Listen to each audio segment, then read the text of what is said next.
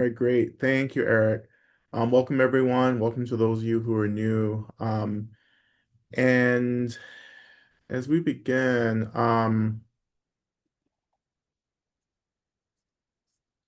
we let's check in the chat.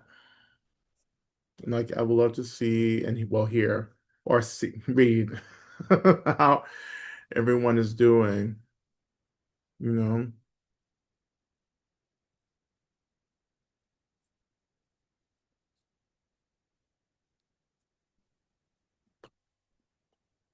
considering so much has been happening since we last met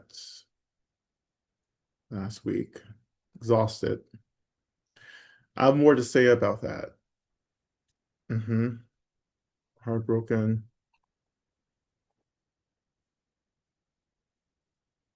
Okay, that's a lot.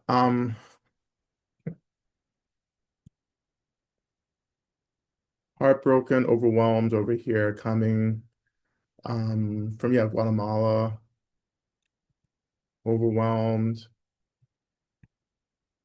hanging in,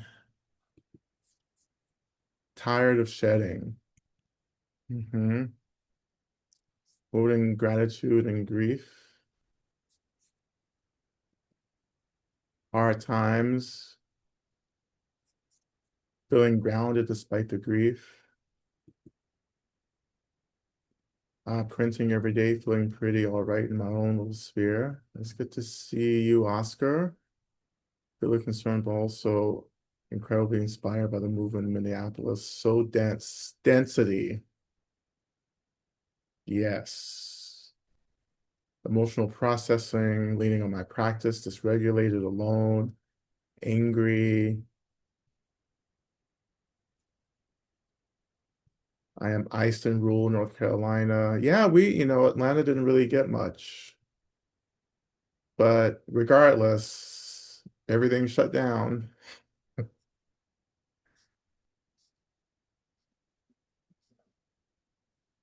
Something has shifted, trying to stay grounded. I see some themes.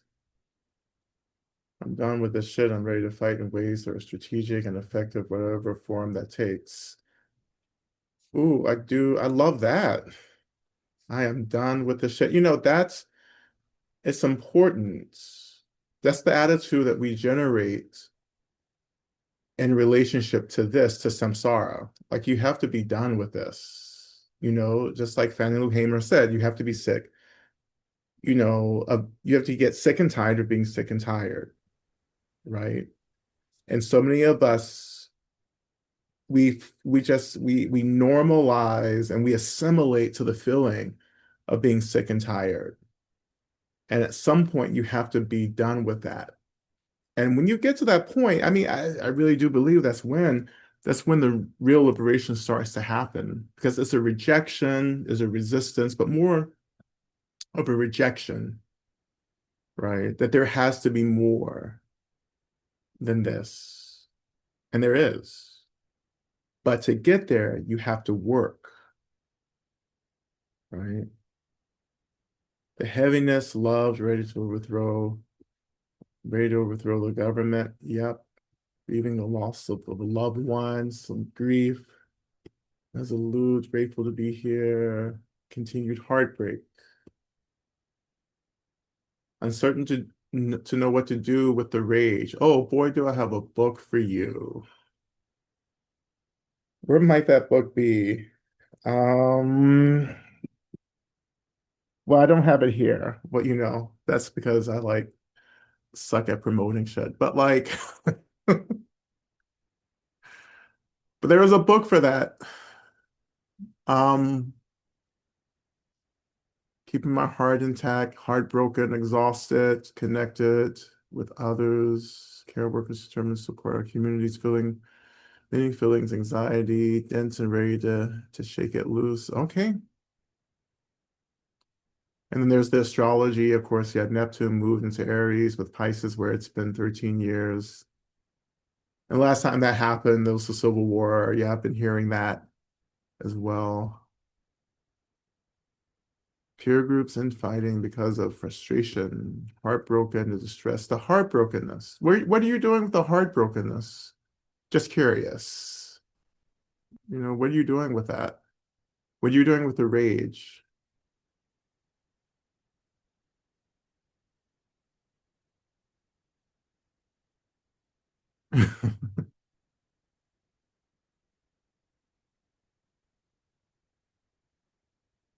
hmm So the heaviness, yes. So it feels like, yes, the density. Like it feels sometimes hard to make decisions. It feels like it's sometimes hard to move. Like I just want to lie on the couch. Like I feel this exhaustion. Even right now, I feel just really super exhausted, which isn't often the case when I'm sitting down to do practice, medicine Buddha practice. Um, but I'm feeling that heaviness, the exhaustion. It's the impact of systemic collapse in my nervous system that feels really heavy, right? And so much of that experience is because of the ways in which I and many of us are self-identifying with the collapse, like it's me that's collapsing, when in fact it's not me, it's the system, it's the structure, but we're so wrapped up in the systems, right, that it feels like we're collapsing, right? And this is the time where we have to find a real sense of what we are, right? And that means that we are touching into the nature of mind, right? This is nature of mind. This is Mahamudra teachings. Like, what am I, right? I'm not just phenomena. Like, I am much more subtle than that, right? There's a deeper, more transcendent experience, and that's getting into emptiness, space, the energy. That's the nature of mind, right? That opens to us within the practice and the philosophy of Mahamudra, right? This great symbol, um, the gesture, right? We get Mahamudra is called the great gesture, but it gets confusing because we get distracted by the gesturing of phenomena. And when I say gesturing of phenomena, I'm talking about just the appearance of phenomena. That's the gesture. Phenomena arises, it appears, we're all looking at some kind of device, a computer or a phone in front of us. That's a phenomena that's arising. Our awareness is phenomena that's arising. Our perception is phenomena that's arising. The bodies that we're occupying is yet another form of phenomenon that's arising, but we get distracted by the arising, right? And when in fact the arising of these phenomena are just trying to get us to understand the origin of its arising, right? Like you see all the smoke coming across the screen, which is just an incense cone. you know, you can either get distracted by the smoke or you can actually begin to contemplate first that the nature of the smoke is a emptiness itself, right? And when you start contemplating phenomena like that, you find yourself not so distracted by it. It's just another expression of phenomena rising and falling, coming and going, right? Just like systemic collapse. It's another form of phenomenon that's coming and going, but I don't have enough space for me to understand that, like, I arise from the same essence as the smoke or the same essence as everything else that I'm struggling with right now, including rage and frustration and grief and so forth, right? We're getting to this point, and deity practice helps us to do this. We slowly get to this point, this experience where everything becomes everything, right? Where the nature of one thing is the nature of everything. Like when I realize the nature of my mind, I realize the nature of everything. And when you realize the nature of everything like that, you realize that nothing has happened, has ever actually ever happened.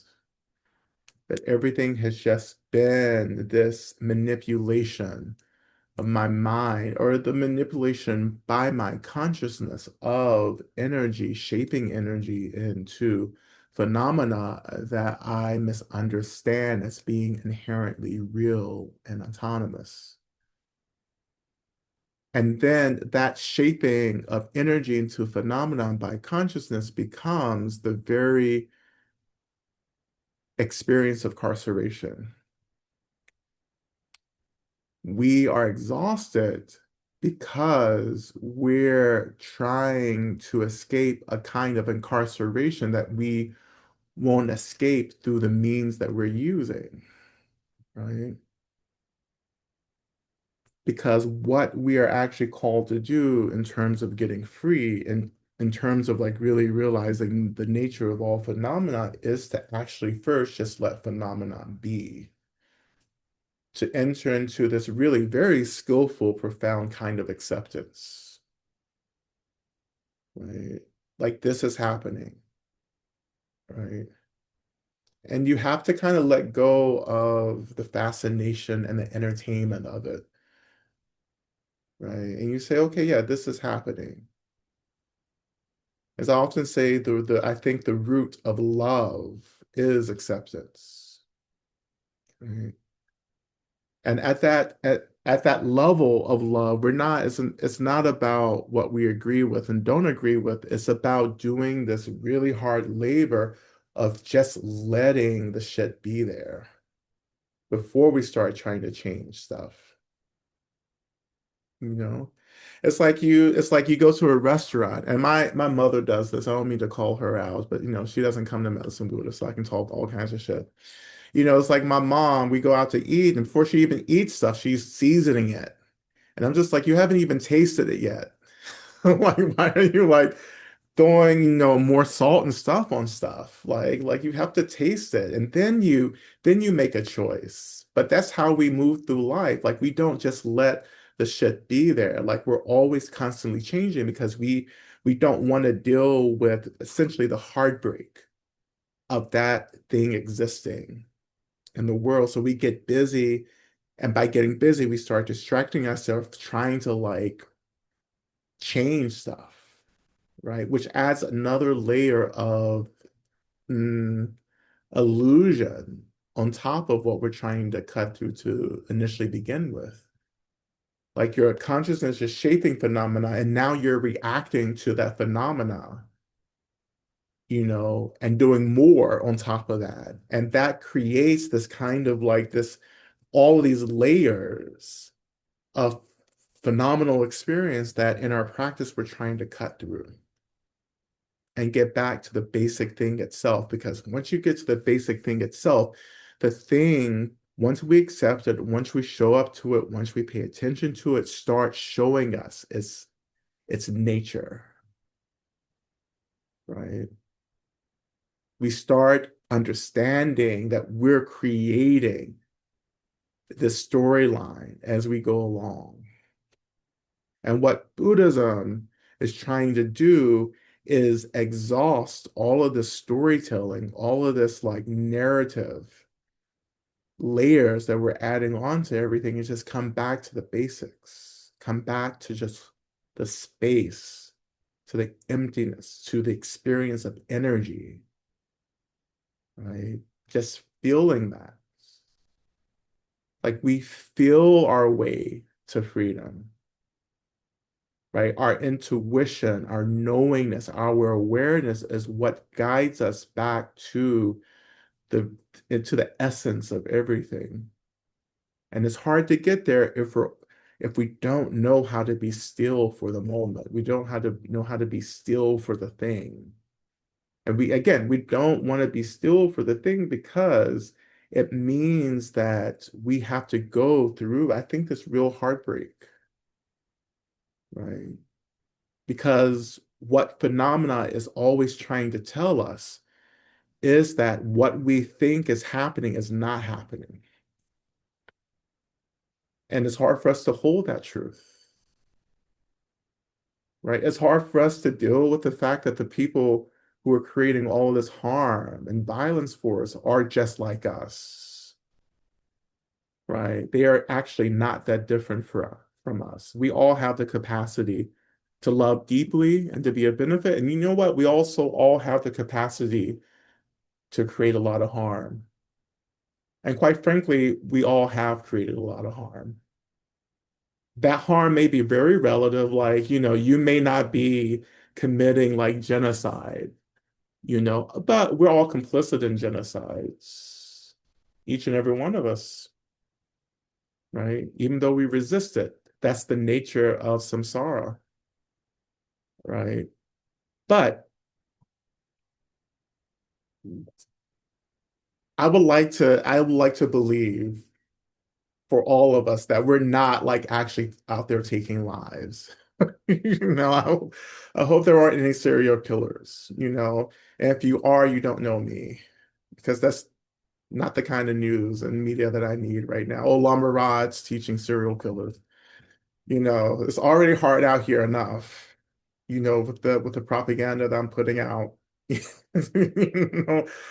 know, in some people's minds, I'm a borderline cult leader as well. It doesn't help that I have the shirt already printed up as well, which I revealed in another program that maybe some of you weren't there for, but I keep that shirt nice and locked up. But for me, that's the heartbreaking thing to see myself in someone who I consider to be just like out of control and to learn how to hold that truth, right? And to be grateful for the causes and conditions that have contributed to me wanting to choose what is beneficial, not what is harmful, right?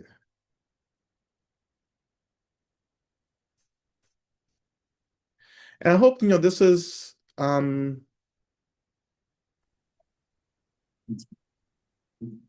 think I not think I know that this is so much of the work that we're doing in any deity practice, especially in medicine Buddha, that we're learning how to show up to and be within and experience these really subtle experiences. I think these experiences that are beneath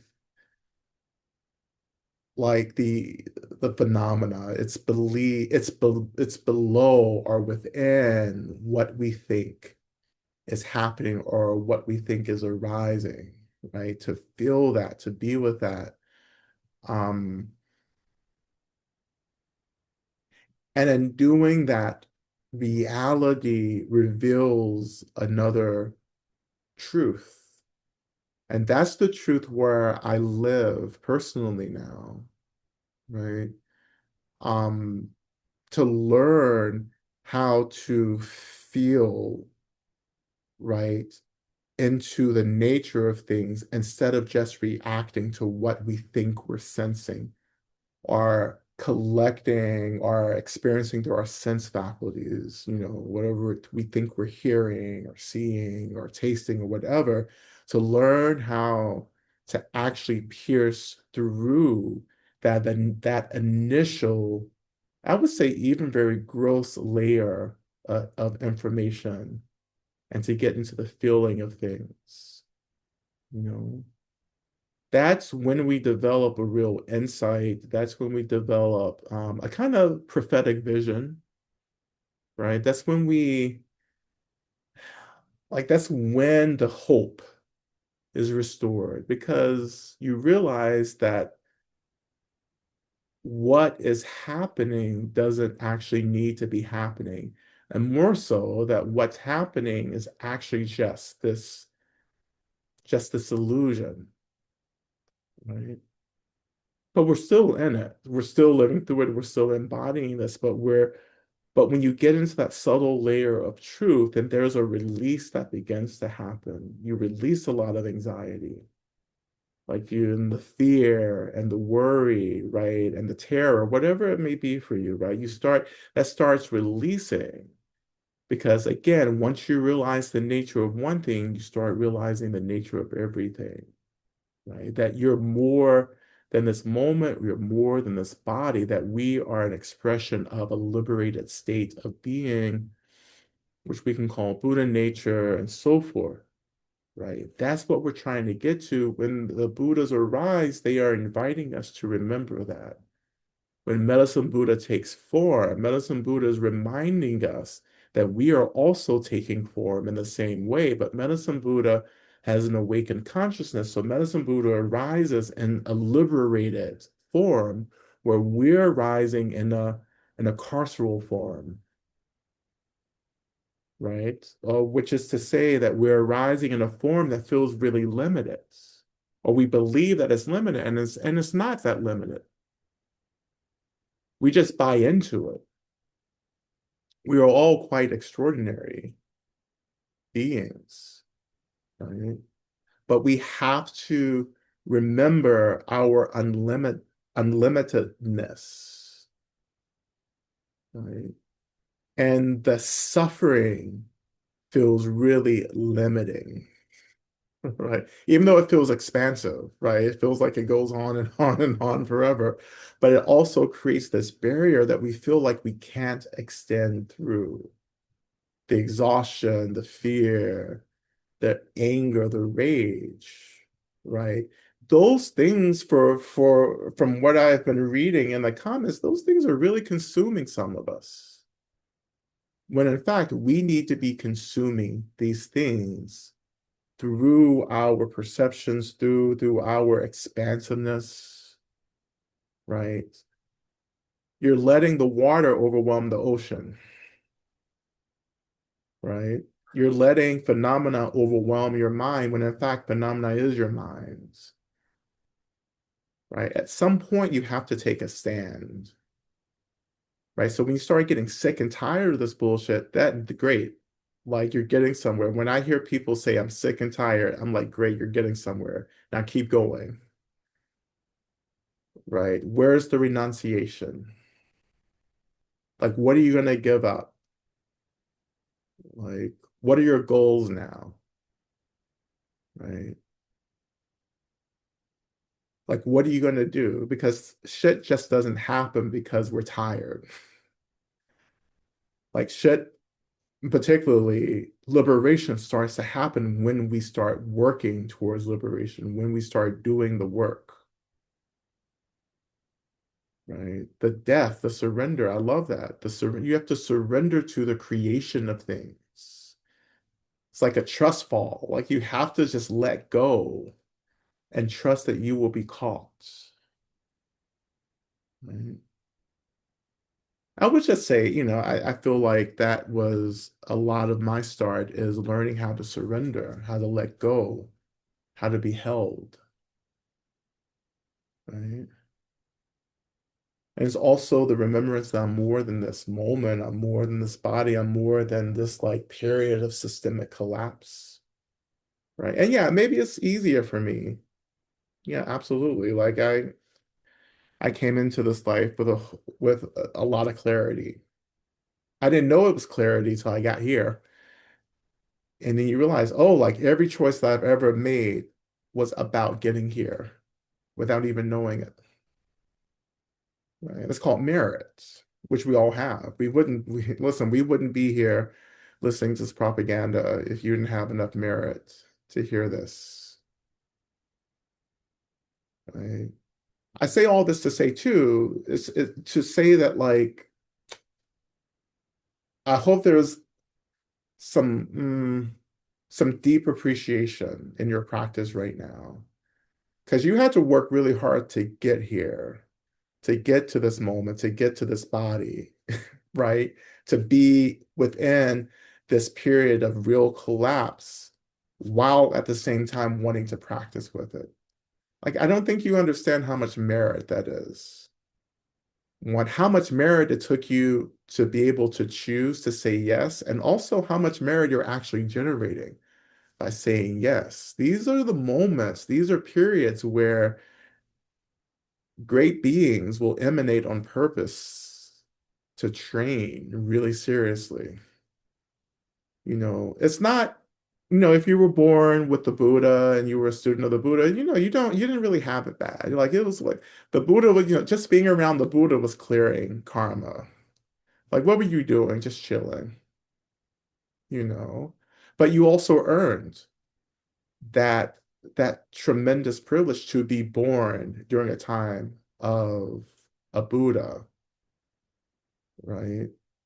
So it's not like you just ended up there, like you worked your ass off to be sitting at the foot of a Buddha or a great guru, which some of you have practiced with, I know, right? But this is also extremely meritorious because you get to show up and you get to put this practice, you get to work this practice out, right? You get to like experience like what this practice really is because you are confronting the bullshit. And you're using all these tools. And as you use these tools, you're deepening, you're strengthening, right? Your generosity, your kindness, your equanimity, your bodhicitta, right?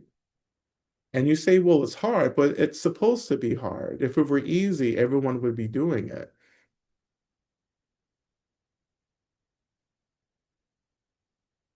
right? And yeah, we can complain because you know what? I complain all the time. Listen, like, but I also work. Like I can get away with a lot of shit. Like I can come off as being very like informal and very accessible, but you have to understand it has taken a tremendous amount of effort to make this look easy, right? Things look easy when you have mastered it, right? So don't think that like I don't try hard, and I do try very hard, but I have just mastered a lot of things. And I don't keep doing the things that I've mastered. I keep moving on to the things that I need to actually train in. So I keep pushing myself. I keep learning different things, right? Because this is all of the medicine that I'm developing and creating in order to offer back, right? And this is why we push ourselves, not just for our benefit, but the benefit of all beings, right? Remember this profound wisdom from Tyra Banks. They don't rest on pretty. And so many people are actually. There's a lot of pretty comfortable spiritual people just resting on pretty, and that's their business, right? And I have a right to go on social media and talk shit about them. So that's my business. You know, you make a choice, I make a choice, right? And that's fine. Like in the long run, I'm like, yeah, you've earned a lot of your spiritual realization, but I have a different goal. Like I'm not here to hang out. I'm here to help people get free, right? Like if I'm not here to help people get free, I don't need to be here, right? So, there's just a little pep talk. I hope it's helpful. I know this is all you all come in for, is for this little pep talk before practice. You don't come here to practice. You come here to listen to me talk shit before practice. And then I get really frustrated because like I won't have time to practice and then we have to go over time, and then you say, why don't we just go to 9? But I'm just like, no, because the fucking website says 8:30, right? It's just all a web of suffering. And listening to me talk is not the practice. You're gonna have to do something. You know?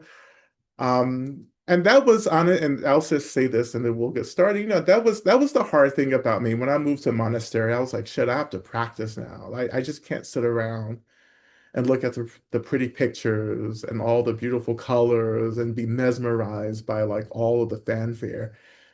In the monastery, I have to sit my ass down and meditate, and I have to learn these chants and I have to do these visualizations, I have to pray and make the offerings. Like I just can't sit here and have fun, right? Everything is dharma, right? Which is to say that everything is already liberated, right? And what we're trying to do is catch up to that truth, that everything is already free. Mhm. So let's start there. Let's start there in our practice. We're going to do protection work at the end as well, like we did last week. So I'm going to try to do that every week now. But we're going to go back, start with this contemplation. Everything is already free. Everything is already liberated. Right? And contemplating that and allowing the contemplation to open up the space, right? The space where practice will begin. Everything is already liberated. My fear is liberated. My exhaustion is liberated. My anxiety is liberated. My anger is liberated.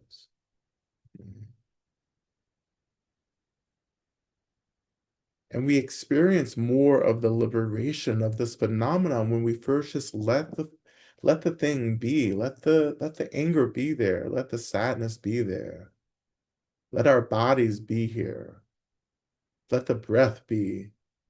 Start liberating all of these phenomena from our handling, our fixation, our manipulation of it. Just let it be. Right? Because the more we let things be, the more we start leaning into and opening to the truth, like the essence of it. And all this phenomena, I mean, it's held in place by all of this unmetabolized energy, emotions, feelings. And once we start opening to feeling these things, we start letting these energies begin to flow. It's like melting ice or something, cracking something up. When we choose to experience the energy beneath or within the phenomena, everything starts moving, everything starts getting fluid, right? And where you thought you were stuck, you start actually dancing, right? You start flying, soaring.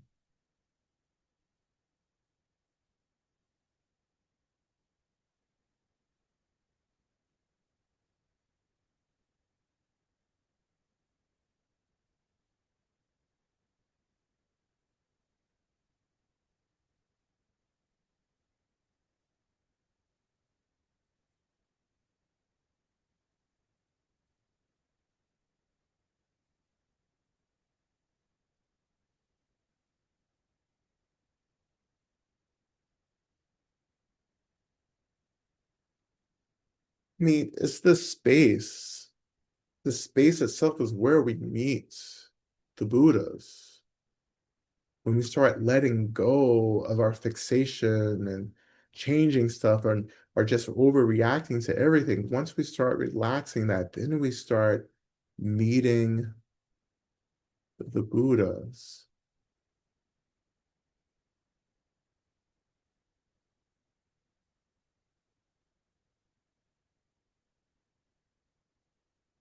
And this is where we're going to start calling Medicine Buddha into our practice.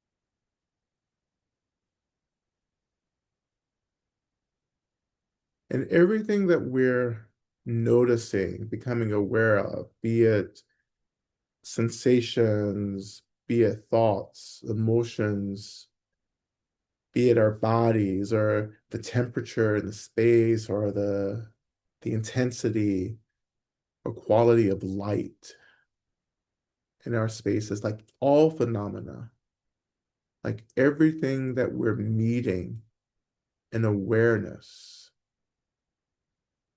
is actually pointing us back to its essence, to their essences.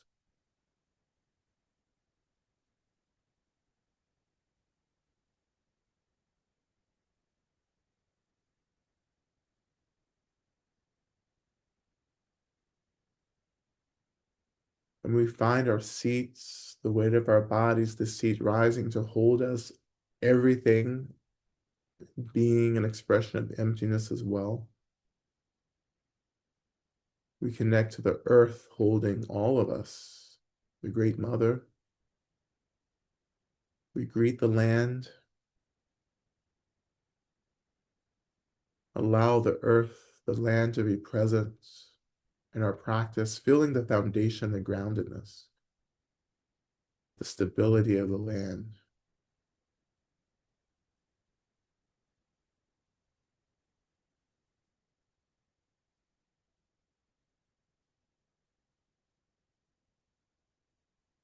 And the more we slow down, the more we settle, the more we get into this fundamental heartbreak, which I call just this deep disappointment.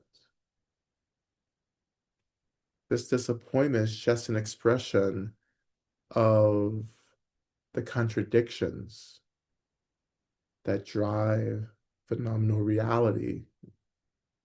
And the grand main contradiction is the collision of form and emptiness. That form is no other than emptiness, emptiness is no other than form. They are reflections of each other. That we are experiencing what ultimately does not exist, what ultimately has no form, but relatively does have form. And we go and we live within the collision of this contradiction. Not, we don't think about it. We don't try to make sense of it.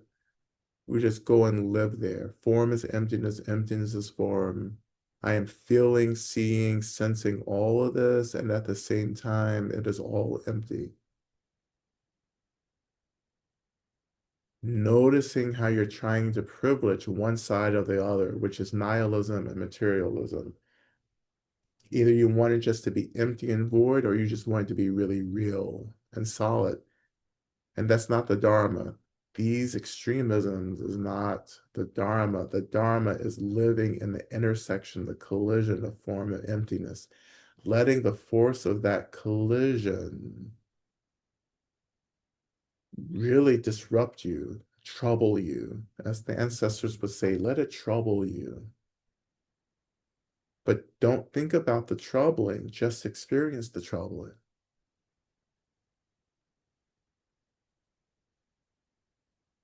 Just experience everything. That's our intuition really awakening. That's wisdom beginning to take roots, the experience.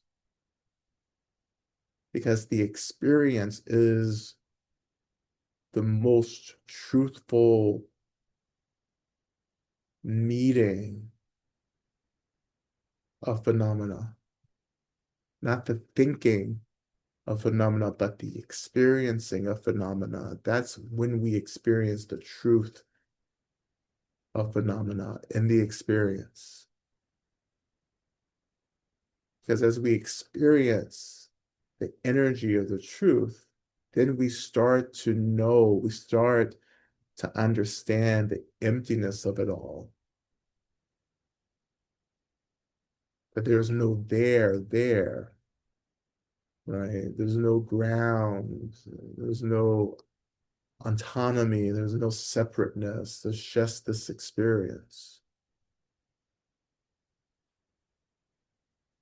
And the more we let go of thinking, the more this experience reveals that it is only being shaped by our perception, by our needs in the moment, our proclivities, right?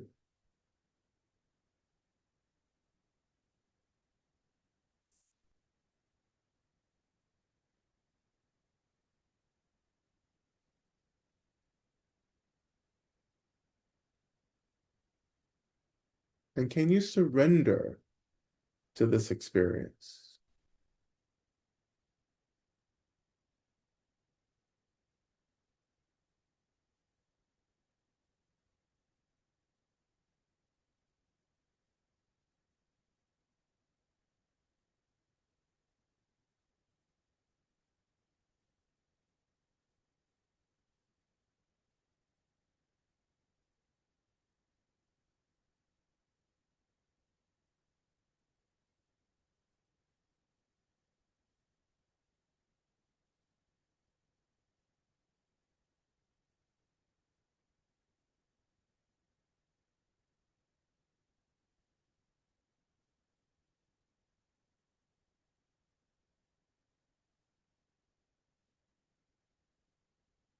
And sometimes we get into the opening or maybe the busting, right? And what I mean by that is that just like we get into these strong emotions and they just have to flow, they just have to move, right? And we don't have to self-identify with it. If the grief is there, let the grief move through you. Feel the grief, but you don't have to identify with it. You don't have to say, oh, this is, I am, but this is rather an experience. My heart is breaking and it's an experience.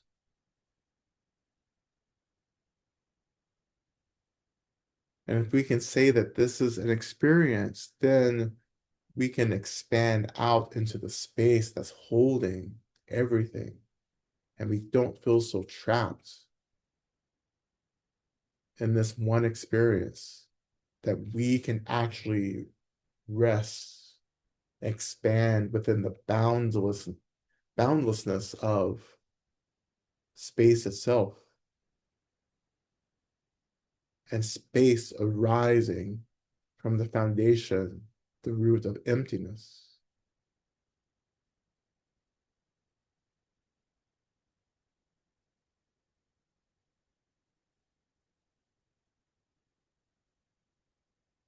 And so from here, we're going to just tune into or just begin to turn some attention to Medicine Buddha, beginning with the first mantra, Om Minla Sange Kino, Soha, Medicine Buddha, please think of me. And as we just begin to chant this, beginning with Om, reciting the mantra 3 times, then ending with Om. As we move through the chanting, allowing the presence, the consciousness, the awakened consciousness of Medicine Buddha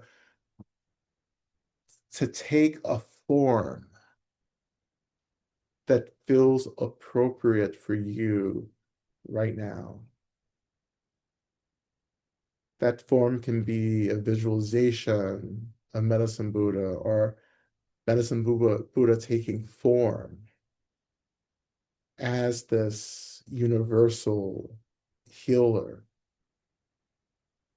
Or Medicine Buddha takes the form of a thought or an experience, a feeling, a little wisp of energy through the emptiness of the mind is also a form that any Buddha can take. Maybe Medicine Buddha takes the form of hope or joy or a sense of rest. So we're going to trust Medicine Buddha to take on the form that you most need right now, knowing that what you most need is the medicine for you tonight in this session.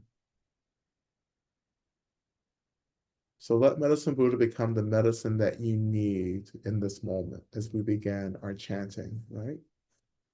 So again, Minla Sange Kino Soha, Medicine Buddha, I pray that you know me, look upon me, hold me, think of me. We begin. Oh.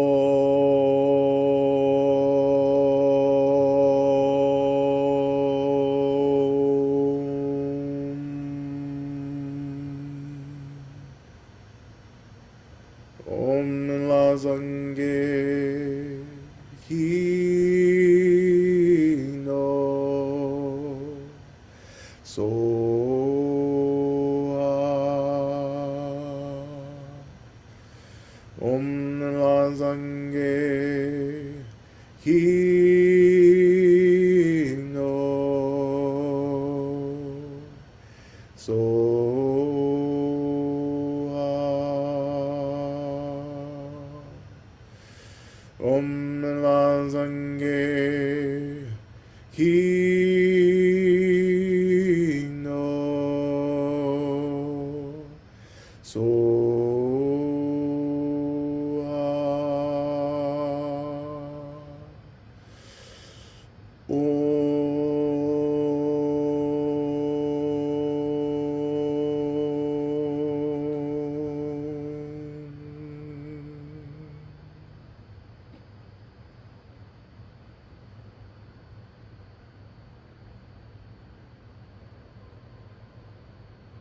And so, whatever has arisen for you, I encourage you to rest within what has arisen. And trusting that whatever has arisen is the expression of Medicine Buddha that you need right now.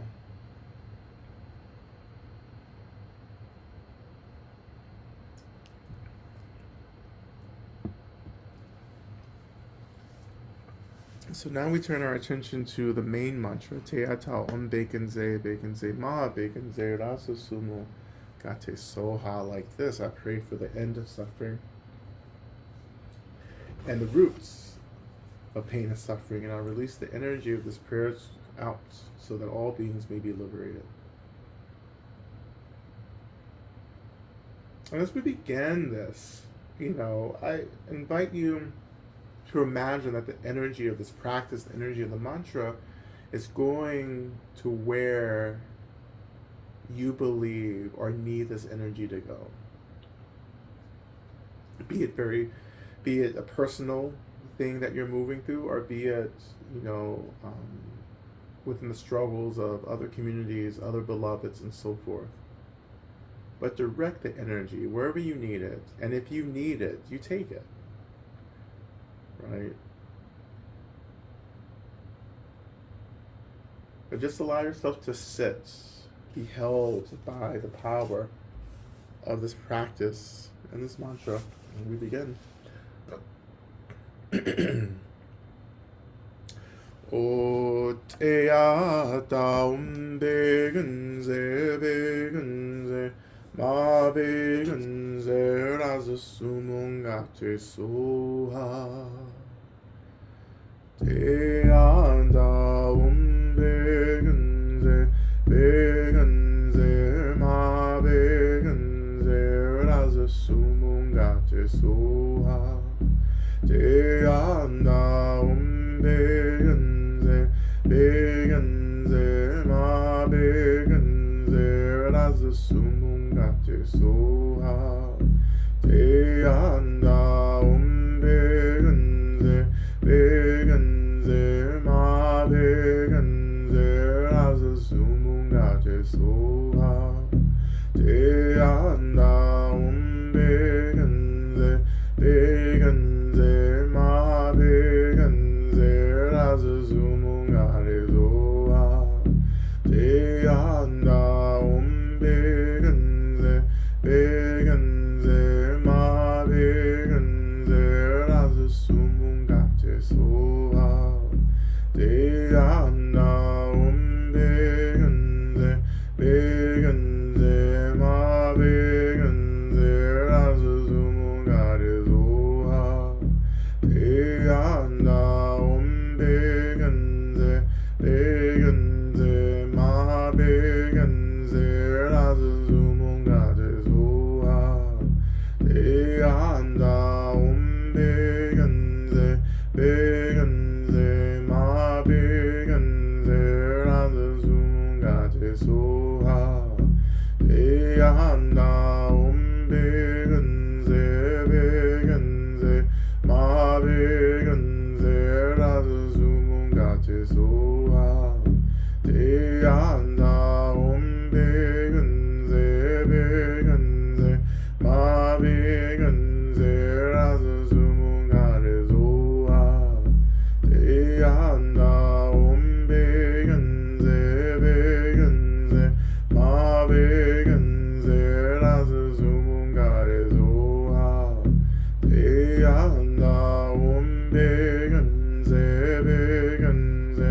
ma begenze laze sumungare zoha eyanda begenze begenze ma begenze laze sumungate soha eyanda begenze begenze ma begenze laze sumungare zoha eyanda begenze begenze ma begenze laze sumungare zoha eyanda begenze begenze ma begenze laze sumungate soha eyanda begenze begenze ma begenze laze sumungare zoha eyanda begenze begenze ma begenze laze sumungare zoha eyanda begenze begenze ma begenze laze sumungare zoha eyanda begenze begenze ma begenze laze sumungate zoha eyanda begenze begenze ma begenze laze sumungare zoha eyanda begenze begenze ma begenze laze sumungare zoha eyanda begenze begenze ma begenze laze sumungare zoha eyanda begenze begenze ma begenze laze sumungare zoha eyanda begenze begenze ma begenze laze sumungare zoha eyanda begenze begenze ma begenze laze sumungare zoha eyanda begenze begenze ma begenze laze sumungare zoha eyanda begenze begenze ma begenze laze sumungare zoha eyanda begenze begenze ma begenze laze sumungare zoha eyanda begenze begenze ma begenze laze sumungare zoha eyanda begenze begenze ma begenze laze sumungare zoha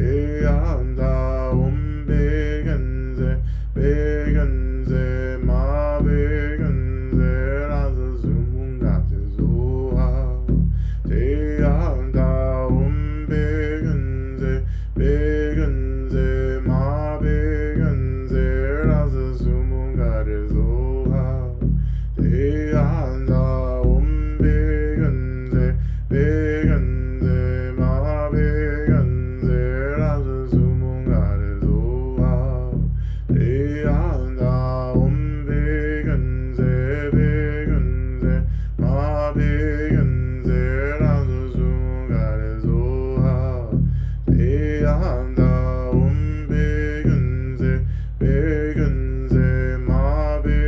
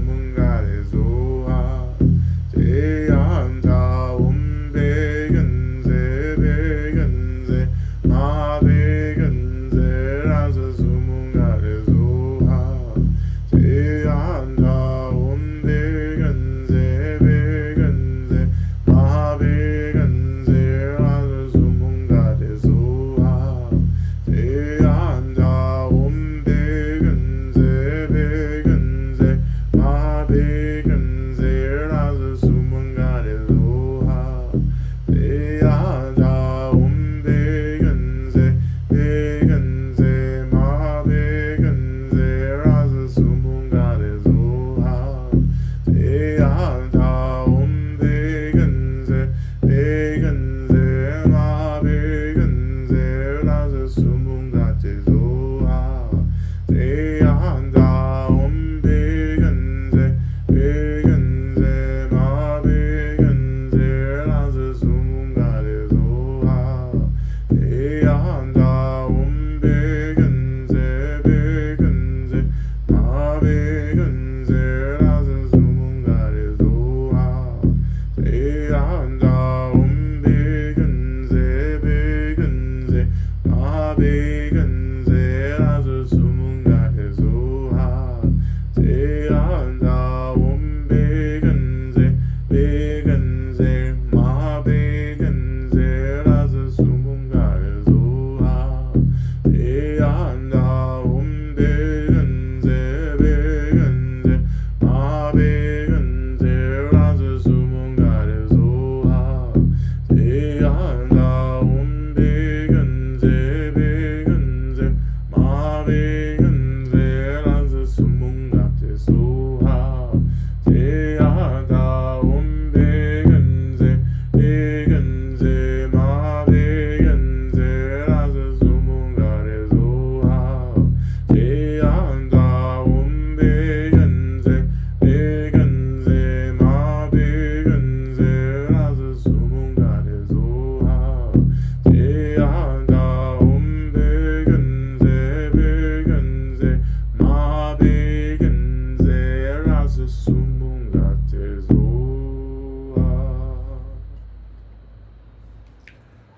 Let me just turn attention to our prayer requests.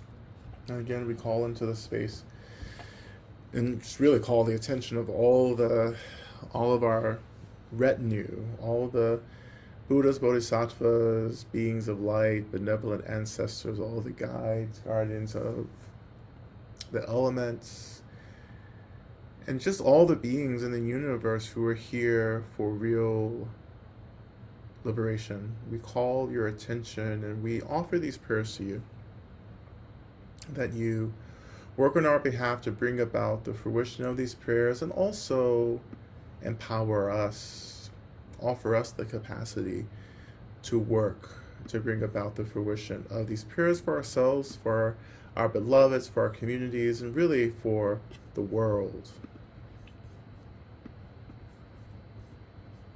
We offer prayers that I'm able to overcome my unstable job, financial, and housing situation and find something more sustainable and nourishing for myself. Prayers for us as she heals from a small heart attack and cardiac catch procedure. Prayers for my parents to be healthy, safe, and well in their older age. Prayers for me to find balance as I do the work and the work, honey. Prayers for everyone everywhere to get free. Prayers for JJD's health as she starts her intensive chemo treatment. Prayers as I work with loss of appetite due to chemo treatment. Prayers for increased, sustained appetite moving forward. Prayers for gentleness in Dee's mind, body, and spirit, and for peace and wholeness for T. Prayers for my mom, Shannon, that she may get free. Prayers for receiving work and service of all things with abundant, stable income. Prayers for Z to continue to believe in herself and her path. Prayers for A to feel comfortable in his own skin. Prayers for C to face the fear and let go. Prayers for all dealing with threats of ICE and DHS, violence, detention, and removal. Prayers for my father's mental and physical health as he navigates his chronic health issues and depression.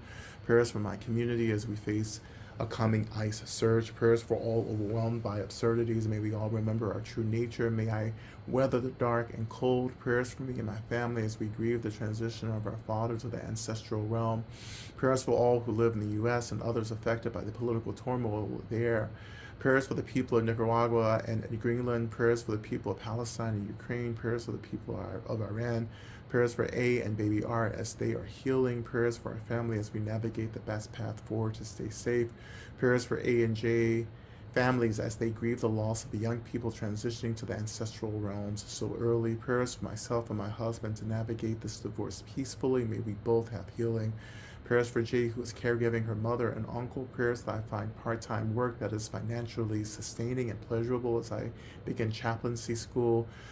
Bless and watch over our children and youth. Help them to feel held and loved and to know their true worth. Pray, please guide them and support them in their awakening. Tend to their wounds and heartbreak. Prayers for Asaya, who was born with a heart defect, so she may have healing and a good long life. Prayers for Suzanne, who is healing from a heart attack. Prayers for our teachers, for Lama Rod, Rachel Wooten, and Eli, and all teachers of our Sangha, that they have a long, healthy life and auspicious conditions to spread the Dharma.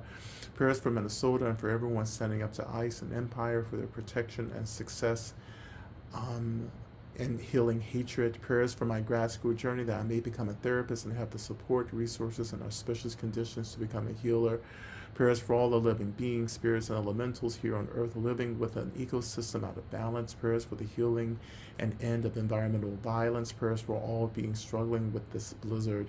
Prayers for all Americans and people of earth to realize our interconnectedness and heal hegemony. Prayers for a clean scan of the veins in my lower legs to rule out any obstructions in relation to my fluctuating blood pressure readings. Ashe. Prayers that I release with ease the pattern of limiting myself to surviving crisis, and that I be given serenity and courage to embrace fully living. Prayers for the healing of my leg injury. Prayers for me to surrender that I can be resourced. Prayers for safety and peace for all beings. Prayers for me to find ways to take action. Prayers for me to remember that I am already free. Prayers for me to respect and appreciate my practice. Prayers that every being recognize the nature of mind now. Prayers for Molly, the dog next door who lives outside. It's been in the 20s at night. May she be warm enough with all the blankets in her doghouse. Ashe. Prayers that I find the next right home for me. May it be a safe, beautiful place to land. Prayers for the people of Palestine, Sudan, the Congo, Ukraine, and the United States, and anyone experiencing genocide, violence, and systemic oppression. Prayers that people wake up to the dangers of artificial intelligence and work to protect and care for Mother Earth and all her beings. Prayers for me and everyone grieving. Prayers for the healing of ignorance, greed, and hatred, so we can heal the earth and all beings. Prayers for AA and JP, who are dealing with cancer and disabilities. Prayer for SH, who is dealing with financial stress and disabilities. May they all have the support, healing, and resources that they need. Prayers for M, who was recently diagnosed with early Parkinson's. May all dealing with this debilitating sickness find ease and comfort. Prayers that we become the medicine and that all beings get free as quickly as possible. Prayers that I may be healed, that my herniated disc in my back heals, so that I can be of service and take responsibility for myself. Prayers for self-reflection for all beings to heal from all hate and greed and work on global peace and nonviolence. Continued prayers for Rick Joyner and rehab and not making any notable progress. His wife Diane is exhausted. May they be able to sort out what he needs at this point in his illness and make their own best choices. May I be support for them. Prayers for all those murdered by ICE and for their families. Prayers that the Senate comes to its senses and drops funding them now. Prayers for help with anxiety, loneliness, and grief. For clarity about best places I can help. Places for prayers for the safety and health of the monks walking for peace, starting from Texas months ago, now walking through harsh winter conditions on their way to DC. May they complete their journey with all the support they need. So much gratitude for them. Prayers for all people everywhere in the world suffering from cold and hunger with no place to get warm and fed. May they find all the help they need. Prayers for Charlie as he navigates the bardo of death, being guided by his Dharma protectors, and finds his way back to the great light of the indestructible heart essence. Prayers for my brother, for his health and healing. May he be resourced.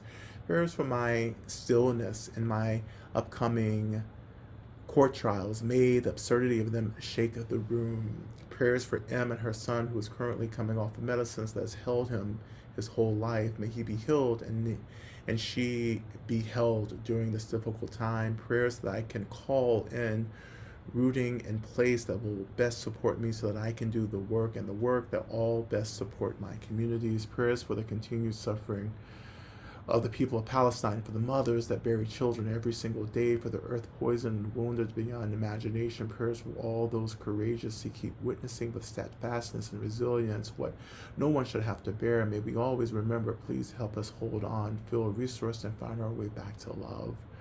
Prayers that I work and work, and may I be sustained.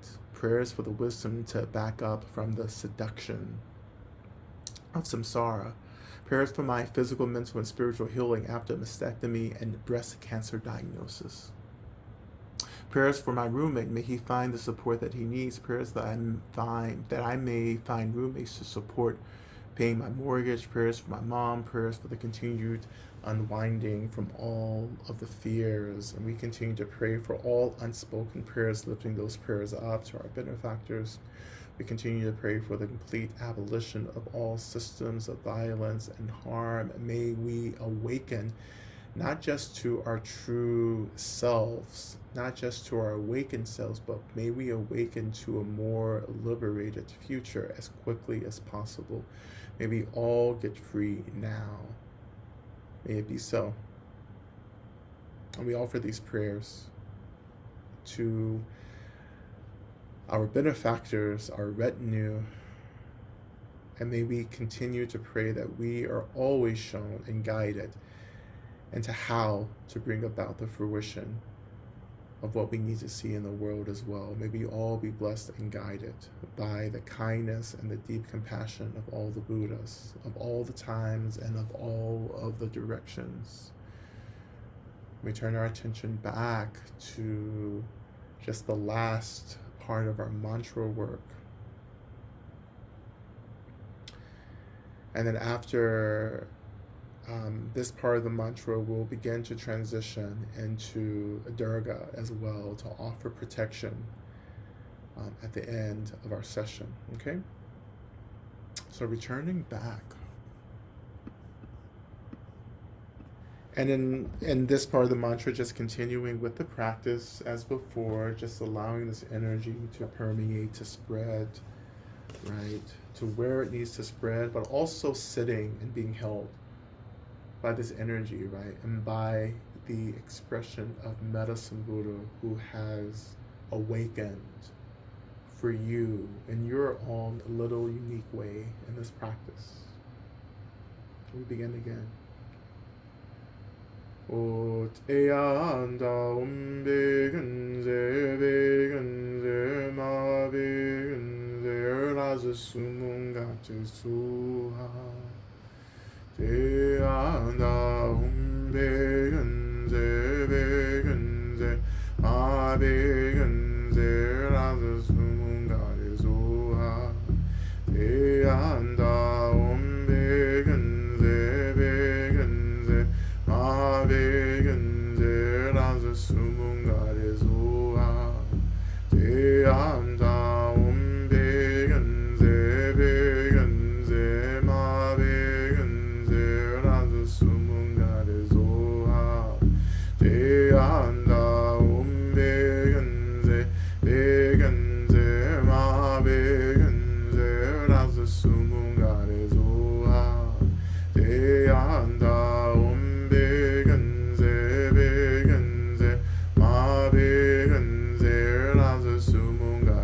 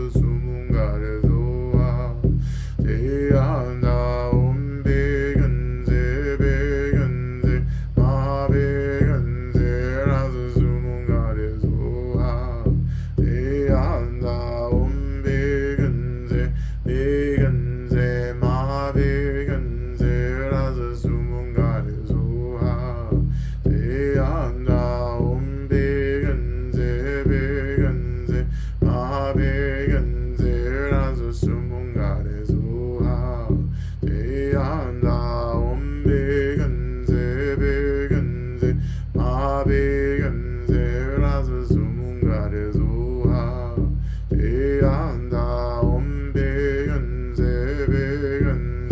마백은세 라스 수문가래소하 대한다 온백은세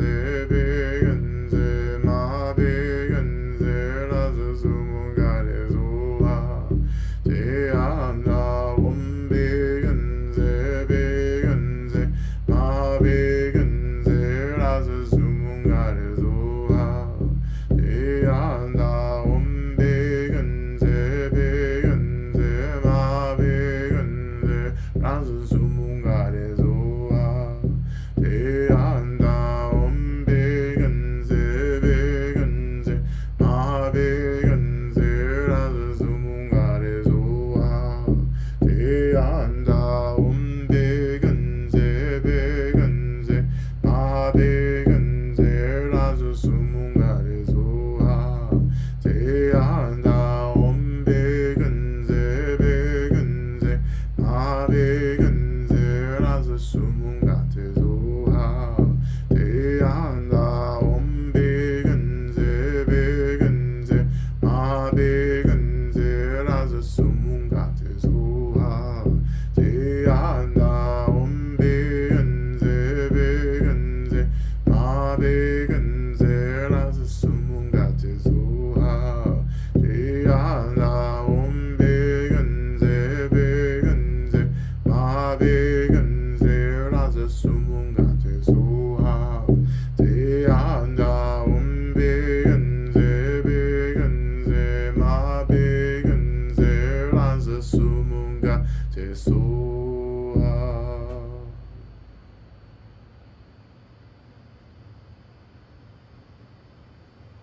So continuing to rest within this experience of emptiness, we slowly begin to kind of shift our attention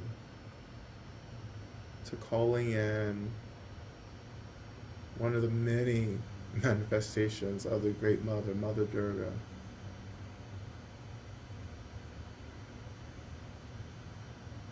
And as we've been sitting in this field of energy, I invite you just to begin to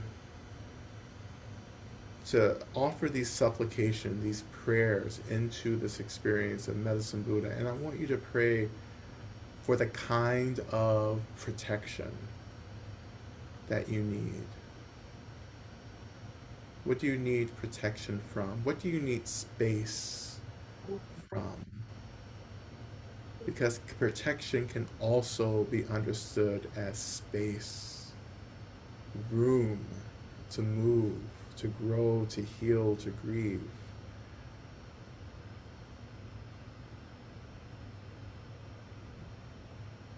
What kind of protection do you need?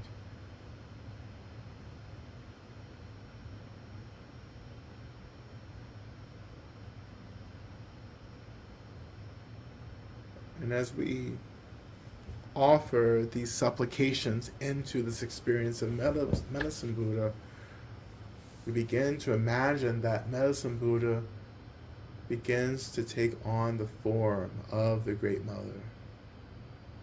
And in the same way Medicine Buddha arose for you, let Durga, Mother Durga, arise in the same way, as a feeling, as a thought. Right?